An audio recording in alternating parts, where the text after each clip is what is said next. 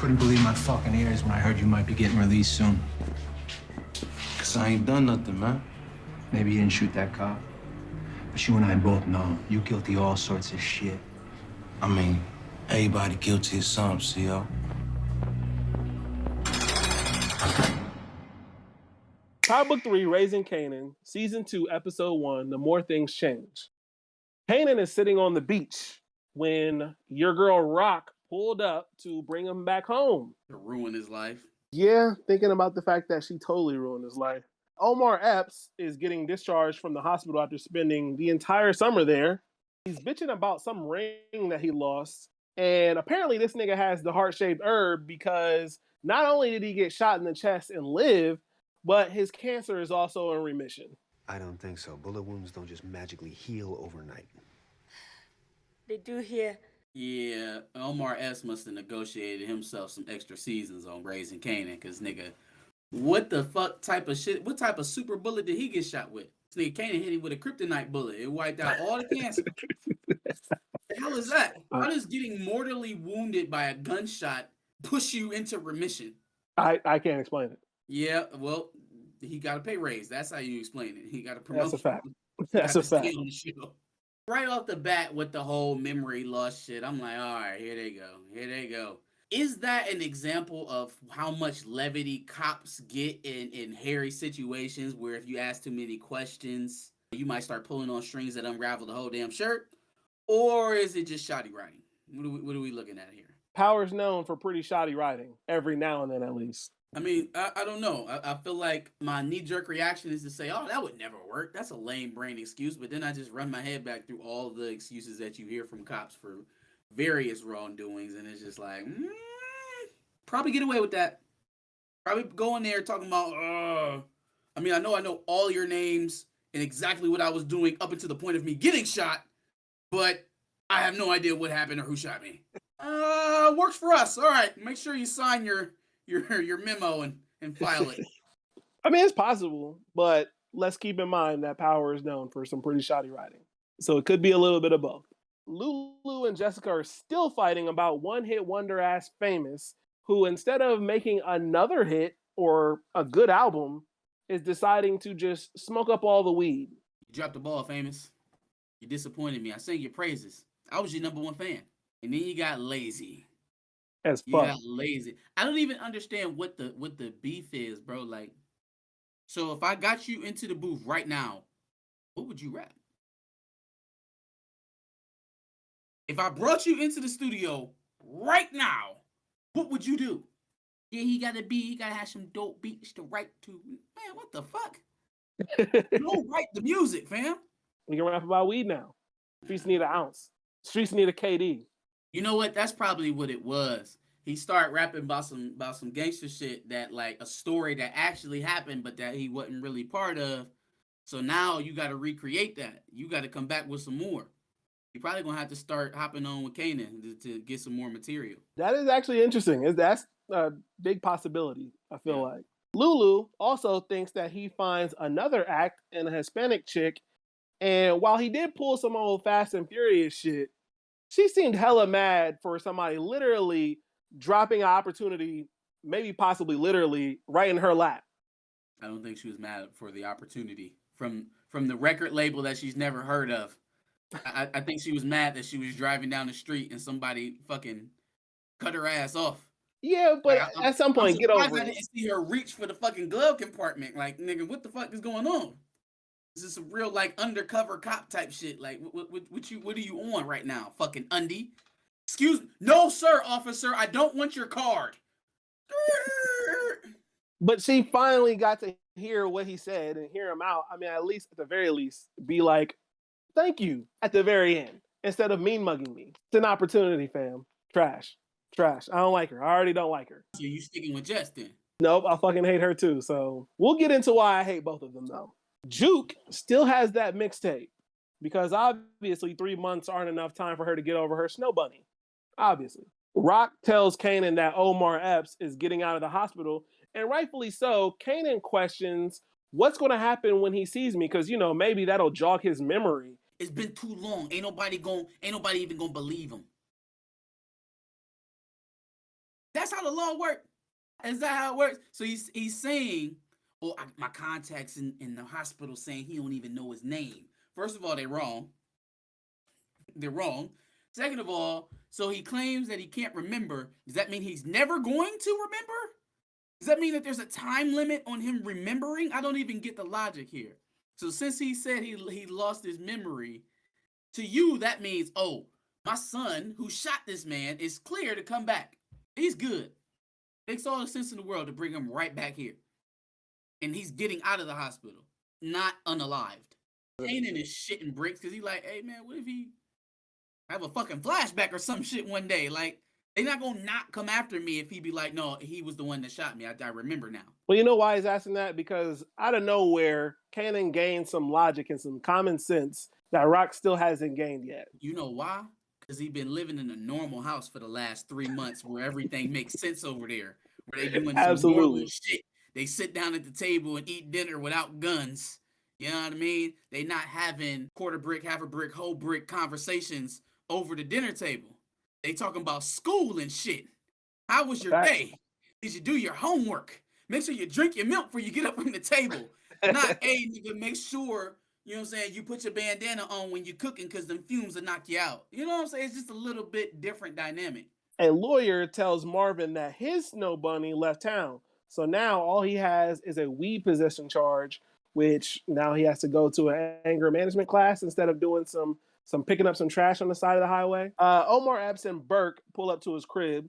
She notices Kanan's name on an envelope. She also knows that Unique had an alibi, so someone clearly framed him, and obviously he's getting out soon. How the fuck did it take 3 months to verify this nigga's damn alibi?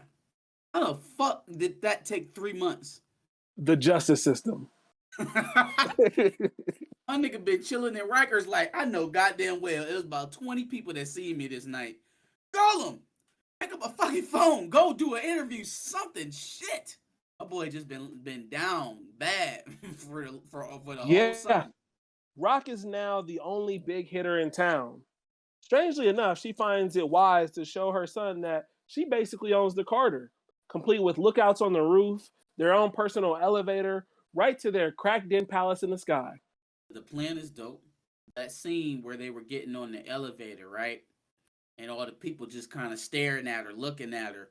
I feel like in her mind, she like, oh yeah, you know, we royalty. You know what I'm saying? We running shit around here. Them people scared as fuck. Big time. Scared as fuck. Scared is not the same thing as respected. Or, excuse me, feared is not the same thing as respected. Respect lasts. Fear only lasts so long until they got somebody else to be afraid of. And as big as Rock thinks she is, she not bigger than 5-0. So, with the people in the building knowing exactly what's going on, if they ever wanted to make a case of it, they'd have all the witnesses that they need, I would believe. Oh, yeah. Now we know it doesn't always end up working that way, but for television purposes, I mean, somebody, one of 200 tenants, somebody gonna talk. For stealing Boosted Polo, Jukebox has a lot of similar clothes. She got a whole ass Mark Zuckerberg closet going on. Fam, I don't know. She depressed. You know what I'm saying? We'll talk about it later. She's been doing some things that probably a 16-year-old shouldn't be doing. You know what I mean? She stressed the fuck out. Yes. Her girlfriend died, and then her father almost killed her. So yeah, she's been going through a lot. Plus, she sees a picture of her mom, played by LaToya Luckett. Not really sure what happened. I feel like they briefly mentioned her leaving Marvin for an NBA player, maybe. But other than that, I don't think they've said too much about her. Get the fuck on. If she pop up and she been living with an NBA player this whole time and just left Juke, that's nuts.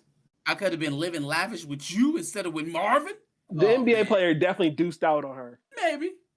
She never came back, did she? That's a fact. That is a fact. She never came back. Who do you think has the information on her? Who's going to have most likely have the information on her whereabouts? Marvin, Raquel, Lulu?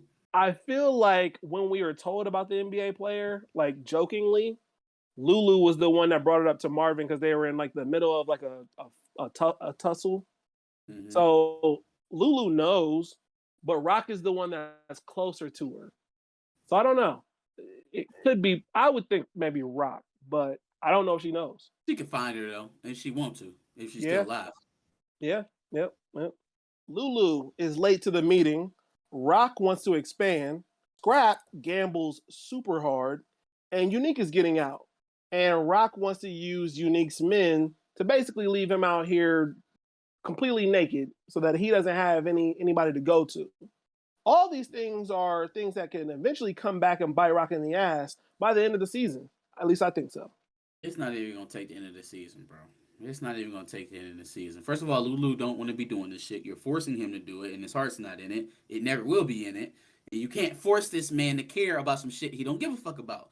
But we know Rock and finesse, right? The situation with Scrap and the gambling, it is what it is. He got that monkey on his back. The thing that I think is gonna line up for Rock perfectly is it gives her an excuse to try to leapfrog him for Neek's boys to run the other spot, even though she was planning on doing that anyways, that we seen, at this meeting.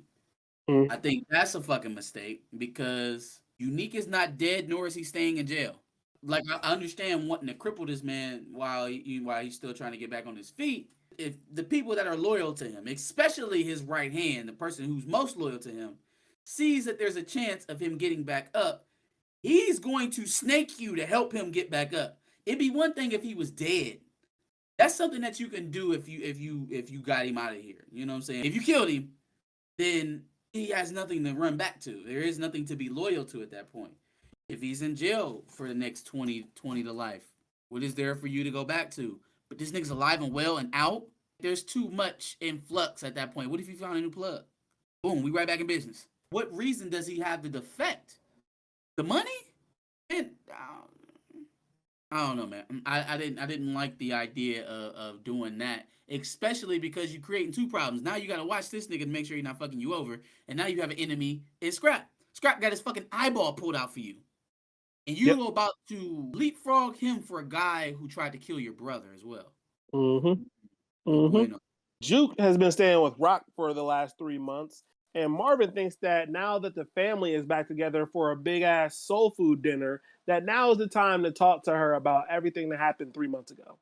I don't know if he's necessarily trying to talk to her about everything that happened, but he hasn't seen his daughter in 3 months. He dead ass wrong as well for how all of that played out. I think he's trying to connect, but it just feels like it's a little too late. Maybe when her girlfriend just died, that would have been a perfect time to talk, Marvin. That would have been a beautiful time for you to talk to your daughter. 3 months after you nearly choked her to death, I'd say give her some more time. Famous accuses his sister of having some garbage ass box. This nigga is wild. My rap career sucks because your pussy trash. That's nuts. That is insane, especially in a brother-sister relationship. Like that is nuts. They done turned Famous into a whole sucker. He was already kind of a loser. No, man, don't disrespect his memory. We had good times. Season 1 Famous was kind of a loser outside of the Streets Need a Body. Streets Need a Body. Unfortunately, that body seems to be famous at this point. Yep, his career. R.I.P. to his career. After realizing Juke picked up the squares, Kanan admits to Juke that he doesn't think he's ready for the life after all. No shit, dummy. Kanan also peeps Omar Epps driving down the street. He's probably realizing now that he didn't forget. Again, the whole amnesia thing was already far-fetched. So the fact that Kanan is the only one that's sniffing it out is a little odd to me. Well, while also not being that odd, because he's the one that has the most at stake. It's his life that's on the line. He's the one that got convinced to go shoot his dad that he doesn't know is his dad. So he has a lot riding on whatever Howard chooses to do.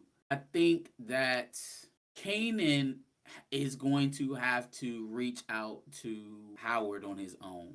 He's not going to get no more information out of his mom, so he's going to have to come to the conclusion at some point, for some reason or another, that he needs to be the one to go around her back to go talk to Howard to see what the fuck is going on. Scrap ends up running the card game, even though Rock specifically told him not to, and got jammed up after a couple of hot hands. Definitely told you to stay the fuck up out of your mom's card game. But you know what? Knowing Rock, I wouldn't be surprised if she didn't call the fucking police on that card game.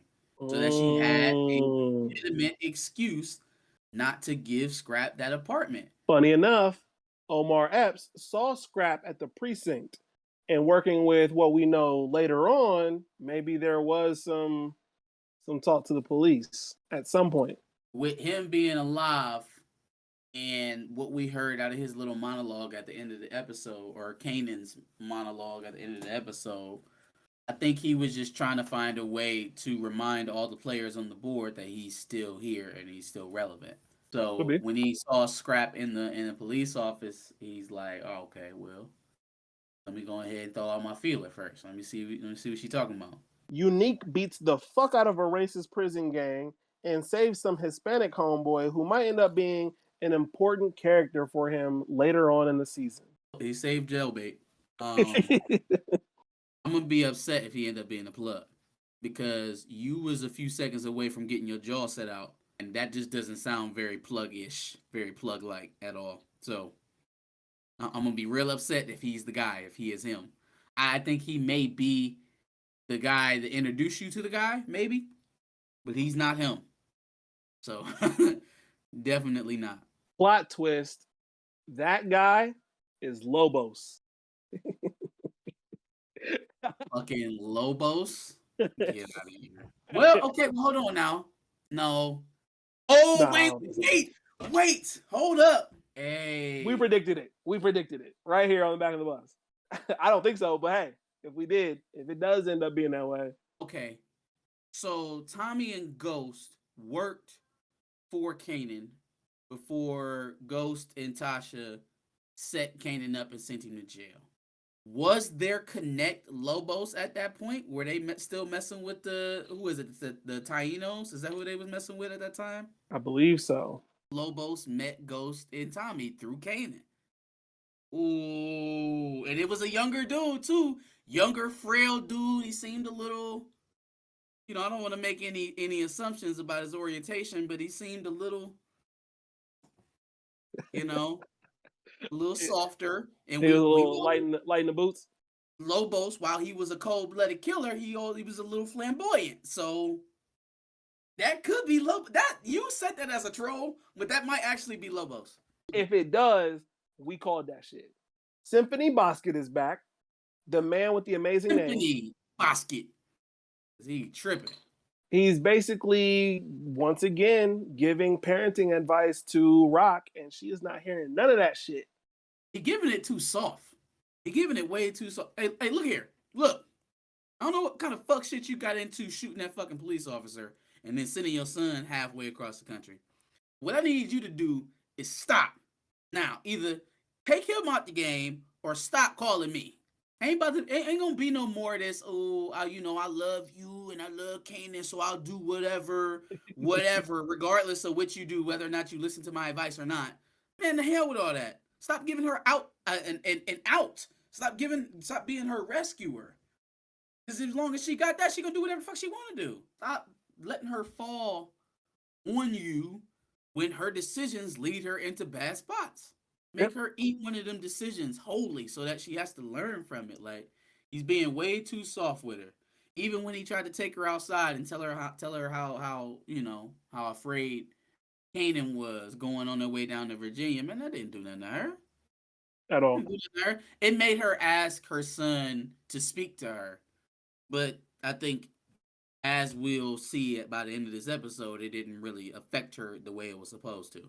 Also, crazy how Symphony got here from being a weird shirtless nigga in the computer room to now all of a sudden he's Kanan's confidant and father figure. He has started to become that at the end of last season. But again, it's all for naught if you're not going to protect him.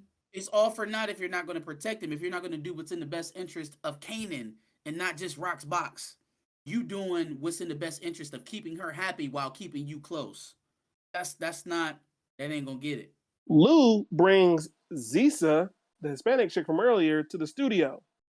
Number one, he still ain't brought Jukebox to the studio. Which is trash. It's your studio now, bro. You have all the time in the world, and Juke is dope, so that's bullshit. Number two, Zisa is 1,000% Jessica 2.0. Yes, she is. She's new Jessica. I think he can smell the Crown Camacho coming off of Jess, and it's annoying him. I don't think he want to do nothing to Crown just yet because I don't know if he care all that much. I think at a point in time he would have cared. But this whole thing about just trying to be famous through him, through famous, through the label is probably weighing on him. Like, look, man, you so busy trying to get yours, you're interfering with what I have going on. You're not helping me. We over here pushing your brother's weak ass mixtape. Ain't nobody buying it. We need to do something different. On top of that, you laid up with the loser, the dude who got his label. Take it. Yeah, well, he's got a LA job for her supposedly, so You got shit. That job do not exist. That job don't fucking exist. yeah, That job is him and her in a hotel room running from Lulu. That's what that job is. that's crazy. No, it's probably true though. Definitely true. Side note, Zisa was in there laying down tracks that sounded more like something Cassie would have done in 2007 and less like bro, 90s R&B. Here did we just jump to here with the music? You know? Like her and 50 probably laid that track down so it could be part of the soundtrack, but it sounded like some new shit, not some 90s shit. Renee from Anger Management Class, the therapist, she's going to end up fucking Uncle Marvin at some point. For sure. And she's also going to be the intermediary between him and Jukebox that helps them, come back together. I believe. That is interesting because I'm sure all of that will be great for Uncle Marvin's stand-up routine. I still haven't watched this shit yet. Kanan tries to tell Rock that he thinks he's completely wrong about having had her put him on. She admits that having him shoot Detective Howard was wrong, but just admitting the fact that it was probably a mistake doesn't fix the fact that he's fucked up. And then on top of all of that, she's like, all right, well, that's on me. I put you in harm's way. I'm sorry. But I need you here. None of this makes sense if you're not here. I'm doing all of this for you. Lady, you not selling crack for me? You not selling crack for me? Go buy a bodega and earn an honest living if that's what you out for. Providing for your son. Go buy a corner store and run that motherfucker. Go buy a skating rink. Go buy a club. Go run a legitimate business if this is all about providing. You don't even got an exit plan. You trying to get bigger. You want to be Rock Nikki Barnes. Ain't none of that got anything to do with Kanan. But as long as she tries to position it that way, she can justify it to herself and everybody else around her. Oh, this for the family. This for us. No, it's not. It's for you. Woman queen. Woman queen? That's hilarious. In the last scene, we see that Unique is out. Marvin watches him leave the prison. And we also see Rock meeting Howard outside of Baisley. Unique is on the move. He's not going to be down for long. He's out for revenge, and he knows who set him up. Which makes all of this other, I need to move, I need to do this, I need to do that, bring Kanan back, all of that shit. So nuts. Makes all of this shit insane. Her discussion with Howard, right? I think Howard's about to let her know something. That, like, look, you took your shot. You missed. Now I want what I asked you for, or all y'all going to jail. Everybody. You, Kanan, Jukebug, Lou, Marvin, Eye Patch, all of them. Gone. Up the way. Rikers Island, baby. Hop on the ferry. What you want to do? You going to send him to shoot me a second time? You sure he's going to have Kanan go to jail? After he just shot him? Because of his mom? Like, she told him to? I think he would at least threaten it. And if you're from Rock's perspective, what reason would you have to doubt him? Oh, yeah, no, for sure. He would at least threaten it. He still got the damn arrest warrant for him. It ain't like he tore it up and threw it away. So I see it as, the biggest thing that he had a problem with, and the reason why he wanted to connect with Kanan was because he didn't have anybody. And so getting rid of Rock and the family means that he can have Kanan to himself. He was dying. He needed bone marrow. That's Kanan true. was the only person that could save his life. He's in remission now. No more cancer. That bullet saved my life. No, but see, now he has the second chance at life. And so he wants to spend that second chance with his son. Damn, I'm not buying that second chance on life bullshit that he fed Burke. Neither is Burke. Burke don't believe it. She got a second chance at life. Away from Junebug's doorstep. the hell happened to Howard? Who shot him? I know that you know. I don't believe his come to Jesus moment. I'm seeing shit philosophically now. No, you ain't. No, you ain't. But he is being very strategic and he's taking his time.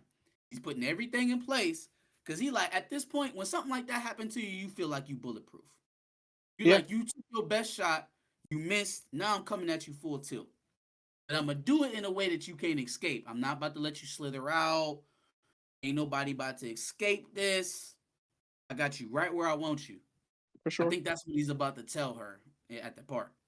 See it as Okay. how he's in the same spot where he got shot.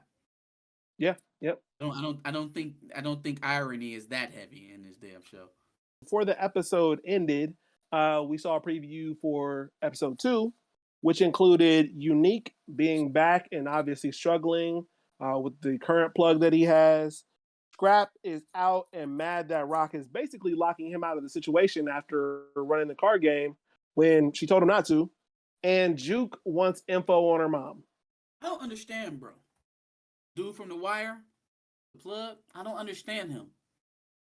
I do not get him.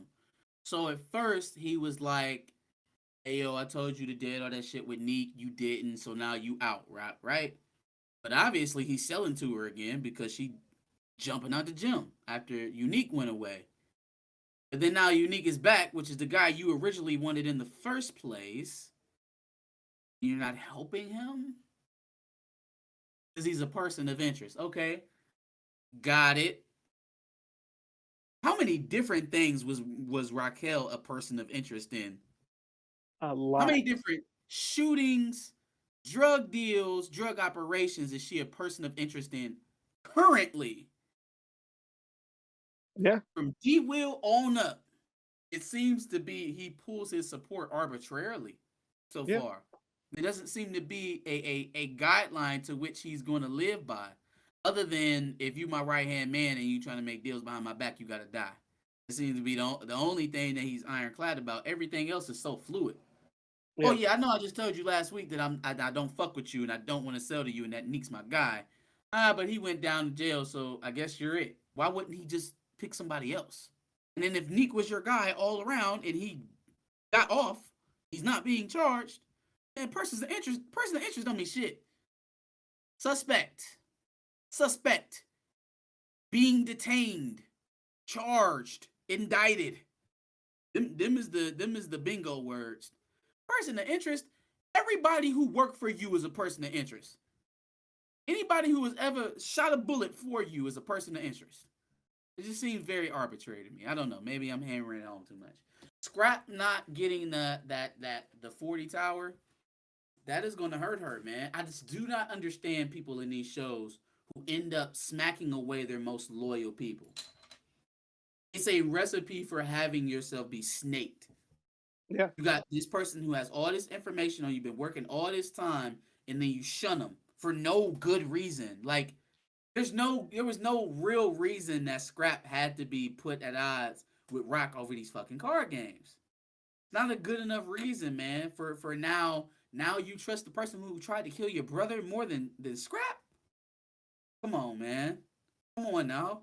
I think she's got the big head now, and she specifically told him not to do it. So now she's got to cut off everything with him, despite the fact that it doesn't really make so much sense, unfortunately. Yeah. Any other thoughts on season 2, episode 1? That's it for me, man. Give us your thoughts on Power Book 3, Raising Kanan, season 2, episode 1. Make sure you like, share, and subscribe. Come back next week for a brand new Raising Kanan episode review. Absolutely. And make sure you check out our previous Power reviews. We've covered everything from Raising Kanan, Ghost, and Power Book 4 Force. And make sure you subscribe because we will be talking about Power episodes every week.